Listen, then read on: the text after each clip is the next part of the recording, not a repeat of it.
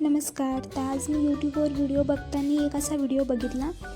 त्याच्यामध्ये गोजा म्हणून अशी एक स्वीट रेसिपी होती पदार्थाची. तर मला असं काहीतरी नवीन वाटलं. ते बहुतेक जुना पण पदार्थ असू शकतो, पण मी पहिल्यांदा बघितला. आमच्याकडे असं बनवतही नाही.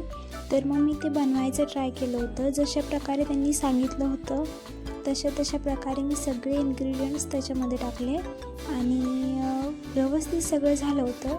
पण माझ्याकडून एक मिस्टेक झाली वाटते. काहीतरी मिस्टेक झाली आहे, कारण काही जे शंकरपाळ्यासारख्या ज्या कापण्या होत्या त्याच्यातल्या काही ज्या आहेत त्या खूप खुसखुशीत झाल्या होत्या आणि पडदेदार झाल्या होत्या, आणि काही ज्या आहेत त्या अशा विदाऊट पडद्याच्या झाल्या होत्या.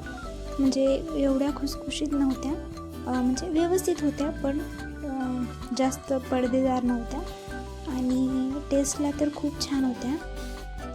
मग तुम्हाला जर हा व्हिडिओ आवडला असेल तर नक्की चॅनलला सबस्क्राईब करा, आणि जमलं आहे का मला ते पण सांगा. थँक्यू.